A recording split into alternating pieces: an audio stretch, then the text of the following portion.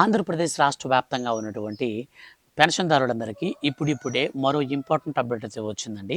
మన యొక్క రాష్ట్ర ముఖ్యమంత్రి నారా చంద్రబాబు నాయుడు గారి ఆదేశాల మేరకు మే నెలలో పెన్షన్ పంపిణీని నిలిపివేస్తూ కొత్త విధానంలో మనకు పెన్షన్ అయితే పంపిణీ చేసేందుకు ఉత్తర్వులు అయితే జారీ చేశారు. సో ఎందుకు మే నెలలో మనకు పెన్షన్ అనేది పంపిణీ చేయరు, అలాగే కొత్త విధానంలో ఎప్పటి నుంచి పెన్షన్ అనేది తిరిగి ప్రారంభం కాబోతుంది క్లారిటీగా ఎక్స్ప్లెయిన్ చేస్తాను. అలాగే వీటితో పాటు మన యొక్క రాష్ట్ర వ్యాప్తంగా ఇప్పటికే చాలా రోజుల నుంచి ఈ యొక్క ఎన్టీఆర్ భరోసా పెన్షన్లకు సంబంధించి వృద్ధులు, ఒంటరి మహిళలు మరియు వికలాంగులు చాలామంది కొత్త పెన్షన్ల కోసం ఎదురు చూస్తూ ఉన్నారు. వీళ్ళందరికీ కూడా శుభవార్తనైతే మన యొక్క రాష్ట్ర ప్రభుత్వం అందించిందండి. సో దానికి సంబంధించి కూడా నేను మీకు ఎక్స్ప్లెయిన్ అయితే చేస్తాను. అలాగే మన యొక్క రాష్ట్ర ప్రభుత్వం ఎన్నికల మేనిఫెస్టోలో భాగంగా హామీ ఇచ్చినటువంటి 50 ఏండ్లకే పెన్షన్కి సంబంధించి కూడా ఈ వీడియోలో నేను మీకు పూర్తి వివరాలతో సహా క్లారిటీగా మీకు కన్ఫర్మ్ అయితే చేస్తాను. కాబట్టి మీరు వీడియోని స్కిప్ చేయొద్దు, స్టార్టింగ్ నుంచి ఎండింగ్ వరకు పూర్తిగా అయితే చూడండి.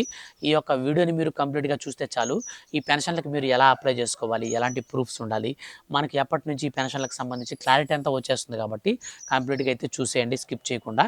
అలాగే వీడియోని మీరు లైక్ చేసి మీ యొక్క ఫ్రెండ్స్ అండ్ ఫ్యామిలీస్లో ఎవరైనా సరే ఒంటరి మహిళలున్నా, లేదా వృద్ధులున్నా, వితంతువులున్నా, అలాగే హ్యాండిక్యాప్డ్ ఉన్నా సరే పెన్షన్కి సంబంధించి ఎవరైతే అర్హులు ఉంటారో వాళ్ళందరికీ కూడా ఈ వీడియోని మీరు వెంటనే షేర్ అయితే చేయండి.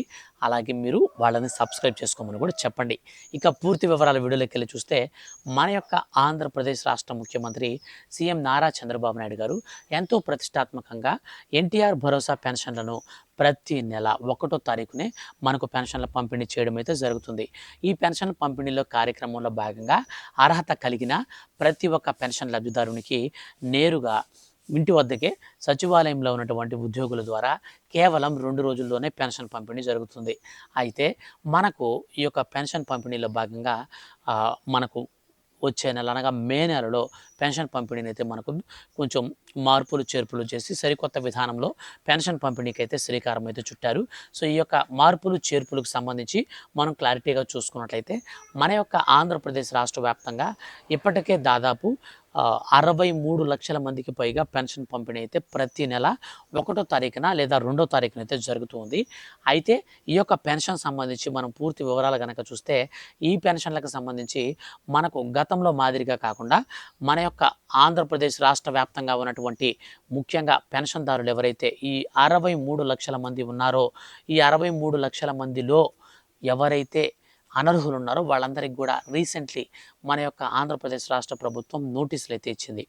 ఈ నోటీసులు అందుకున్నటువంటి ప్రతి ఒక్కరు కూడా సదరం సర్టిఫికేట్స్ అనేది మళ్ళీ తీసుకొని వాళ్ళకి మెడికల్ టెస్టుల కోసం అటెండ్ అయితే అవ్వాల్సి ఉంటుంది. ఈ యొక్క మెడికల్ టెస్టులకి వెళ్ళడానికి సదరం సర్టిఫికేట్ అనేది మనకు సచివాలయంలో కానీ లేదా మీ సేవల్లో కానీ మనకు అవైలబుల్లో అయితే ఉందన్నమాట.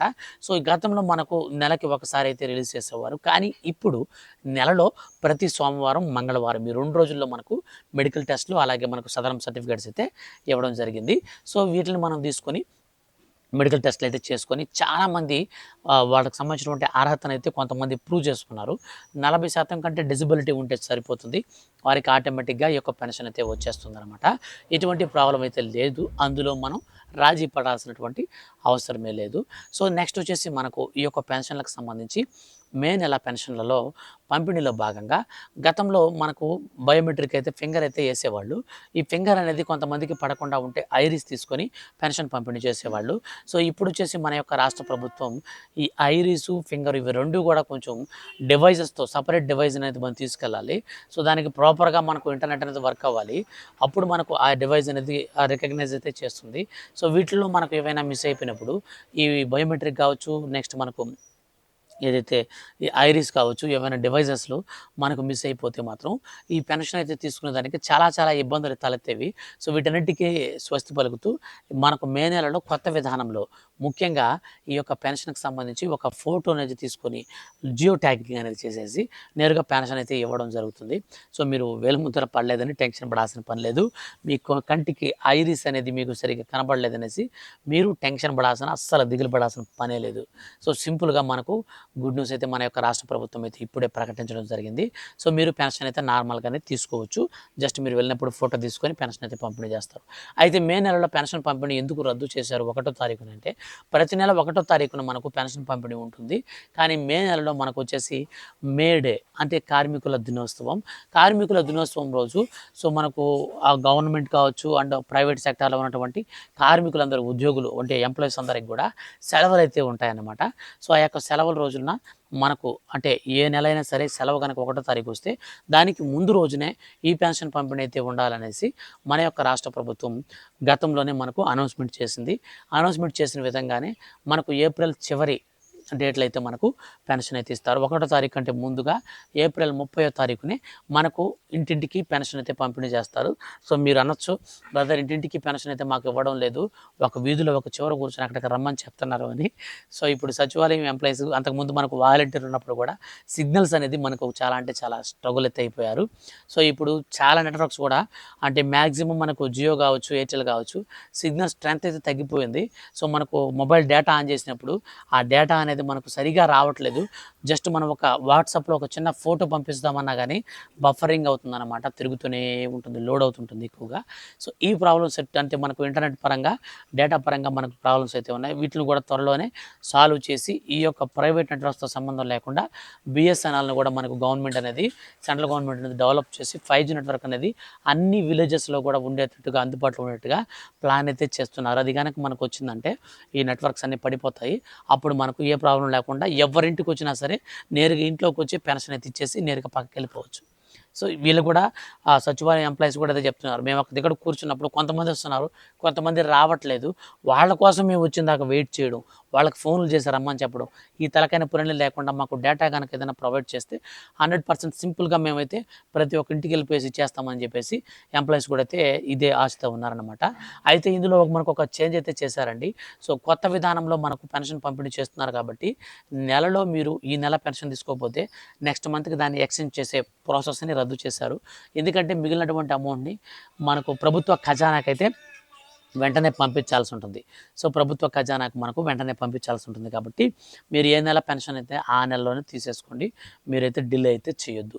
ఇప్పుడు మన యొక్క రాష్ట్ర వ్యాప్తంగా ఉన్నటువంటి కొత్తగా పెన్షన్ల కోసం ఎదురు చూస్తున్నటువంటి వారందరికి సంబంధించి వచ్చినటువంటి ఆ యొక్క శుభవార్తను మనం క్లారిటీగా చూస్తే మన యొక్క ఆంధ్రప్రదేశ్ రాష్ట్ర వ్యాప్తంగా దాదాపు 10 లక్షల మందికి కొత్త పెన్షన్లను మంజూరు చేయాలని మన యొక్క రాష్ట్ర ముఖ్యమంత్రి సీఎం నారా చంద్రబాబు నాయుడు గారు శుభవార్త అయితే అందించారు.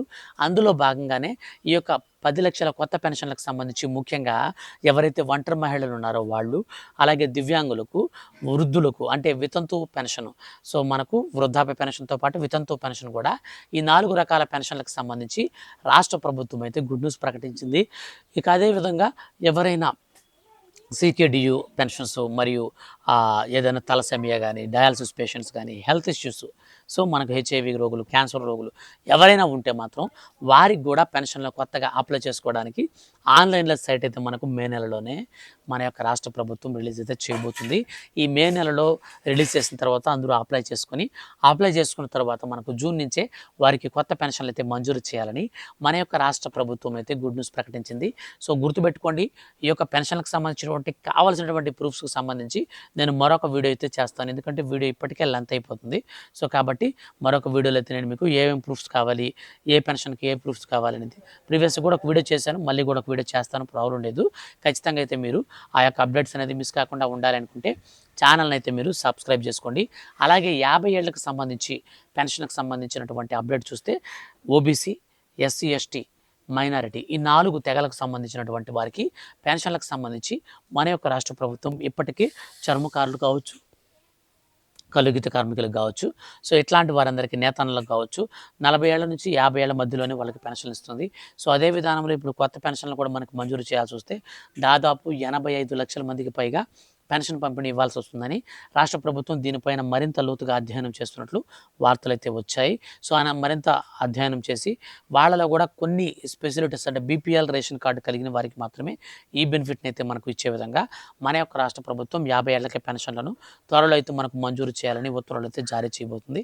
సో వీటికి సంబంధించి ఫర్దర్గా ఏ చిన్న అప్డేట్ వచ్చినా మిస్ కాకుండా అందరికంటే ముందుగా నేను మీకు వీడియో చేసి తెలియజేస్తాను. ఆ యొక్క అప్డేట్స్ అనేది పెన్షన్కి సంబంధించి మిస్ కాకుండా ఉండాలనుకుంటే ఛానల్ని సబ్స్క్రైబ్ చేసుకొని వీడియోని లైక్ చేసి మీ యొక్క ఫ్రెండ్స్ అండ్ ఫ్యామిలీస్ అందరికి కూడా షేర్ చేయండి. Thank you for watching.